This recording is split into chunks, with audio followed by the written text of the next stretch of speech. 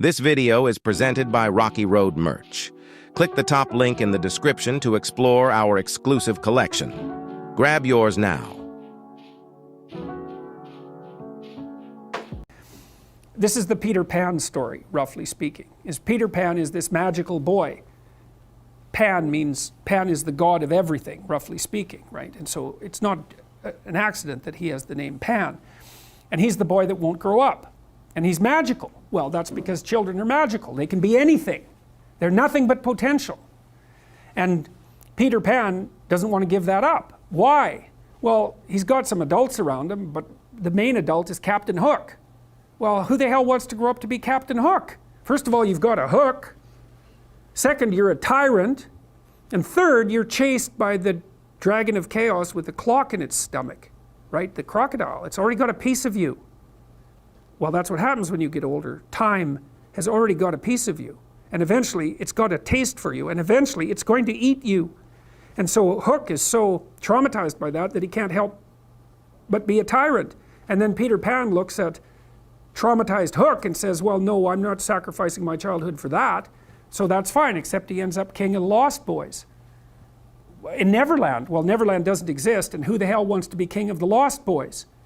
And he also sacrifices the possibility that he'll have a real relationship with a woman, because that's Wendy, right? And she's kind of conservative, middle-class, London-dwelling girl. She wants to grow up and have kids and have a life. She accepts her mortality, she accepts her maturity. Peter Pan has to content himself with Tinkerbell.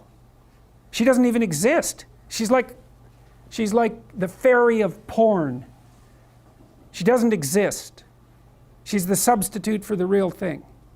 And so, but the dichotomy that you're talking about is very tricky, because there's a sacrificial element in maturation, right? You have to sacrifice the pluripotentiality of childhood for the actuality of a frame.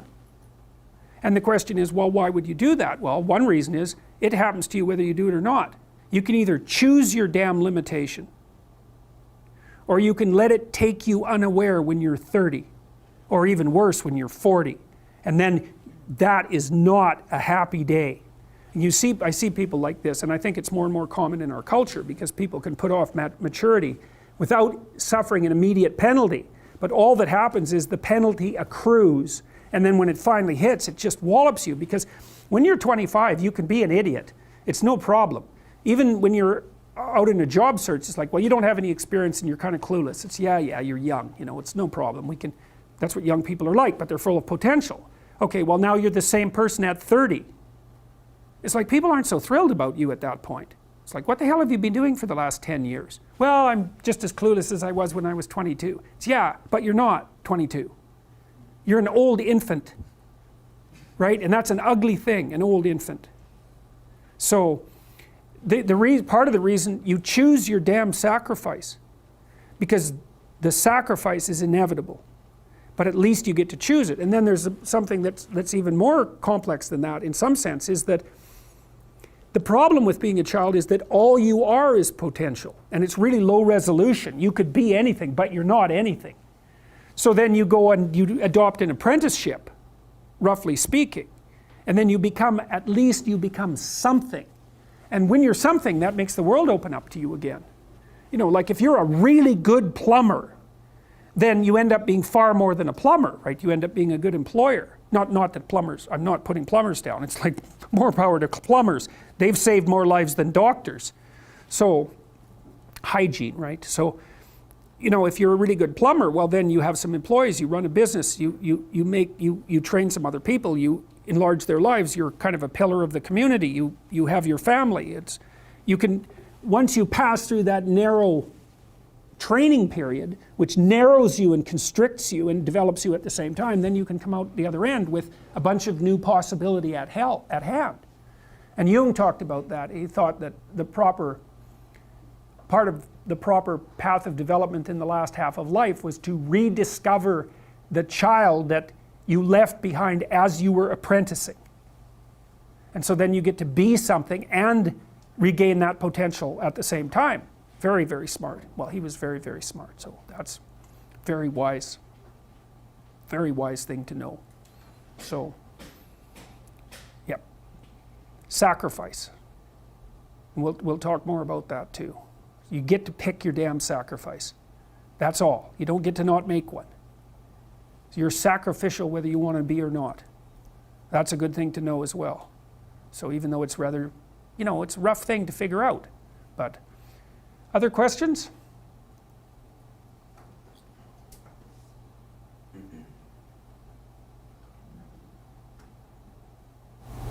I have one if no one else. Okay.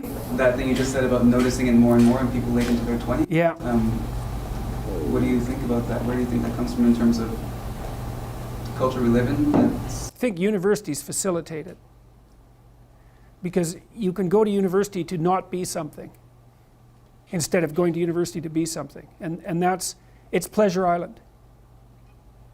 And the price you pay for it, especially in the US, is debt. And you're enticed into it because the administrators can pick your pocket. So they rob your future self while allowing you to pretend that you have an identity, right? Very nasty. And you can't declare bankruptcy with your student loans in the US. It's indentured servitude. And it's precisely Pleasure Island. It's exactly that. And so tuition fees have shot way out of control. And part of the reason that universities don't make more demands on their students and let them get away with all the things they let them get away with is because they're basically, why the hell would you chase them out? They're $100,000 or more. So they can do whatever they want as long as you get to sell them to the salt mines. Right. So, and it's not the only reason, because the other thing that's happened is that the rate of technological transformation is so fast now, and the rate of turnover of things is that it is genuinely harder for people who are, say, 18 to 20. When I was a kid, roughly speaking, the kind of rough patch for life was probably 14 to 17, something like that. Now I think it's 18 to 25, something like that. And I think the reason for that is that all the jobs that the bloody hippies complained about being doomed to in the 1960s have now disappeared. Their problem was, oh my God, I'm going to go have to work for a corporation and get a salary for the rest of my life. And then I'll just end up in it with a pension, and that'll be my whole life. It's like, well, it seems like a lot better deal than an endless round of part-time Starbucks jobs. So, some of it is that. There's a space now in our culture that is lacking for people to make that transformation from adolescence into adulthood. And so the cost of that is forestalled. It's not a good thing. It's not a good thing.